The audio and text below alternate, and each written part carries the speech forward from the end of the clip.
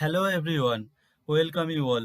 আজ আমরা যে দ্বৈত শব্দগুলো এবং তাদের ইংরেজি শিখতে যাচ্ছি সেগুলো হচ্ছে বাছবিচারহীন, ভাবনাহীন, হৃদয়হীন, যুক্তিহীন, ভিত্তিহীন, দায়িত্বজ্ঞানহীন, কাবাবে হাড্ডি, আর্থিক টানাটানি, কৃতজ্ঞ হওয়া, শূন্য থেকে বা শুরু থেকে, মনে রাখা বা মাথায় রাখা এবং সবশেষে মোটের উপর।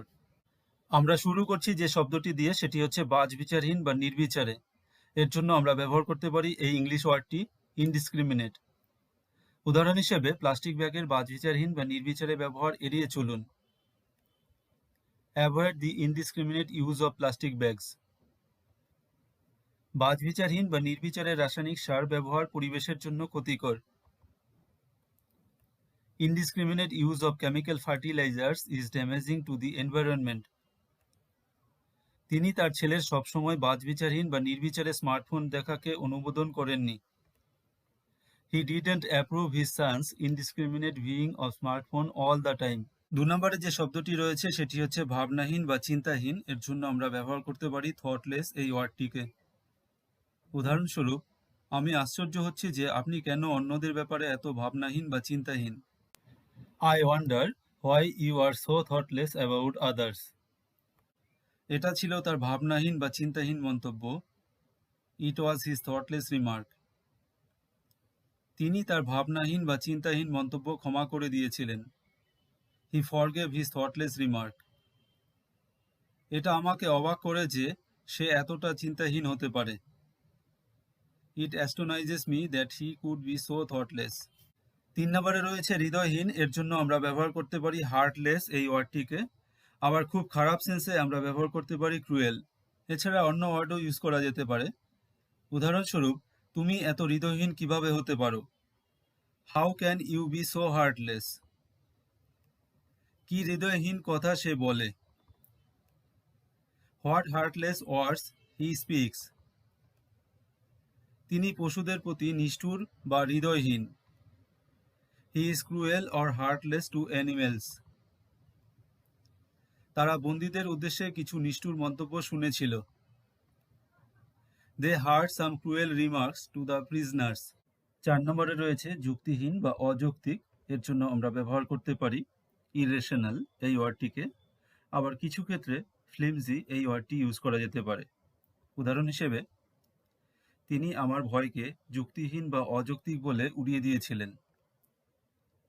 He dismissed my fears as irrational. তার বিরুদ্ধে প্রমাণ যুক্তিহীন বা অযৌক্তিক বা অত্যন্ত ক্ষীণ। এখানে আমরা ফ্লিমজি এই ওয়ার্ডটি ইউজ করব।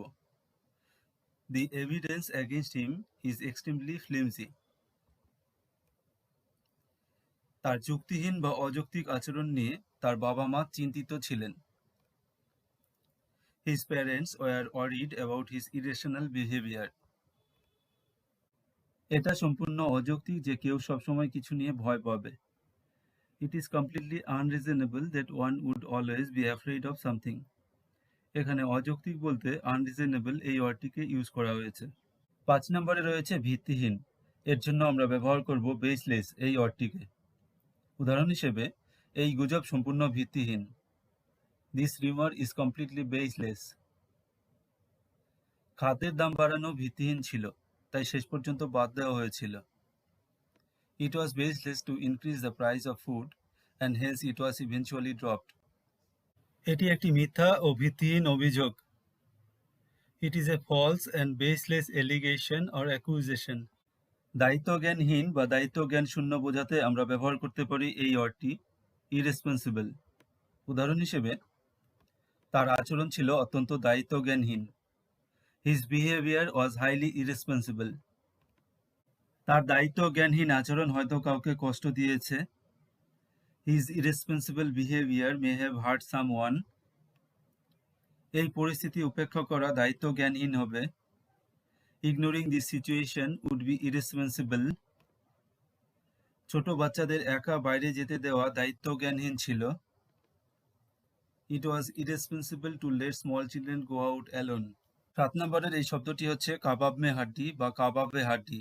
হিন্দিতে বলা হয় কাবাব মে হাড্ডি আর বাংলায় বলা হয় কাবাবে হাড্ডি। মানে, কোনো দুজনের বা কারো প্রাইভেট প্লেসে গিয়ে যখন আমরা কিছু করি তখন এটাকে বলা হয় কাবাব মে হাড্ডি বা কাবাবে হাড্ডি। এর ইংরেজি হচ্ছে থার্ড হুইল। উদাহরণ হিসেবে, আমি সত্যিই কাবাবে হাড্ডি হতে চাই না। I really don't want to be a third wheel. কেন তারা কাবাবে হাড্ডি হচ্ছে?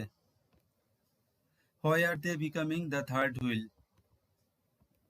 যখন আমি আমার বন্ধু এবং তার বান্ধবীর সাথে সিনেমা দেখতে গিয়েছিলাম, তখন আমাকে কাবাবে হাড্ডির মতো মনে হয়েছিল। I felt like a third wheel when I went to the movie with my friend and his girlfriend. ৮ নম্বরে রয়েছে আর্থিক টানাটানি। এর জন্য ব্যবহার করা যেতে পারে হার্ড আপ এবং ফিনান্সিয়াল স্ট্রেন। উদাহরণ হিসেবে, তারা আর্থিক টানাটানিতে আছে, দে আর হার্ড আপ। অথবা আমরা এভাবে বলতে পারি, দে আর ইন ফিনান্সিয়াল স্ট্রেন। আপনি যদি আর্থিক টানাটানিতে থাকেন তবে আমি আপনাকে কিছু টাকা অগ্রিম দিতে পারি। If you are hard up, I can advance you some money. সে সবসময় আর্থিক টানাটানিতে থাকে কারণ সে তার অর্থ সঠিকভাবে ব্যবহার করে না। He is always hard up because he doesn't utilize his money properly. ৯ নম্বরে রয়েছে কৃতজ্ঞ হওয়া বা ধন্যবাদ দেওয়া বা ধন্যবাদ জ্ঞাপন করা। এর জন্য আমরা ব্যবহার করব বি গ্রেটফুল। আমাদের অনেক ক্ষেত্রে এমন কিছু হয় যেগুলো আমাদের ফেভারে আসে, আমরা সেই কাজগুলোতে অনেক উপকার পাই, তখন আমরা এই ধরনের বাক্যগুলো বলি। যেমন, কৃতজ্ঞ হন তারা কিছু বলেনি।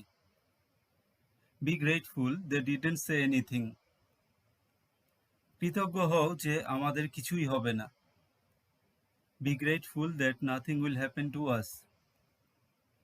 কৃতজ্ঞ হও শিক্ষক সেই সময় আসেনি। Be grateful teacher hasn't come on that time. কৃতজ্ঞ থাকো আমার মা তাদের আসার আগেই চলে গিয়েছিল। Be grateful my mother had gone before they came. কোনো কিছু শূন্য থেকে শুরু করা বা খালি হাতে শুরু করা বা ফাঁকা হাতে শুরু করা বা শুরু থেকে কিছু করা, এর জন্য আমরা ব্যবহার করতে পারি ফ্রম স্ক্র্যাচ। উদাহরণ হিসেবে, তিনি প্রথম থেকেই ব্যবসা শুরু করেছিলেন। তো এর ইংরেজি হবে he had started his business from scratch. আমাদের সকলকে এই প্রকল্পটি শুরু থেকে করতে হবে। We all will have to start this project from scratch. তারা সবকিছু হারিয়েছে এবং এখন তারা শূন্য থেকে শুরু করবে। They lost everything and now they will start from scratch. শূন্য থেকে কোনো ব্যবসা শুরু করা খুব কঠিন। It's very difficult to start any business from scratch. 11 নম্বরে রয়েছে মনে রাখা বা মাথায় রাখা। কোনো কিছু মনে রাখা বা মাথায় রাখা, এর জন্য আমরা ব্যবহার করতে পারি কিপ ইন মাইন্ড। উদাহরণ হিসেবে, মনে রাখবে যে অনুশীলন একজন মানুষকে নিখুঁত করে তোলে বা সঠিক করে তোলে। Keep in mind that practice makes a man perfect. মনে রাখবে যে এটি শেষ সুযোগ। Keep in mind that this is the last chance. আচ্ছা, আমি এটা মনে রাখবো। Okay, I will keep that in mind. আমি আপনার ছেলেকে বিশেষ যত্ন দেওয়ার কথা মনে রাখবো। I will keep in mind to give special care to your son. সবশেষে 12 নম্বরে রয়েছে মোটের উপর বা সব মিলিয়ে। এর জন্য আমরা ব্যবহার করতে পারি অন দ্য হোল। উদাহরণ হিসেবে, তার মতামত মোটের উপর বা সব মিলিয়ে আমার মতোই। His opinion is on the whole the same as mine. এই শীতে মোটের উপর আবহাওয়া অসাধারণভাবে শুষ্ক। The weather on the whole is remarkably dry this winter. মোটের উপর বা সব মিলিয়ে আমি তার শিক্ষাদানে খুশি। On the whole I am happy with his teaching. মোটের উপর এটি একটি ভালো পরিকল্পনা যা থেকে শিক্ষার্থীরা উপকৃত হতে পারে। On the whole it's a good plan from which students could be benefited. পরবর্তীতে এমন ধরনের আরও অনেক ভিডিও থাকছে। Thanks for watching. Have a great day.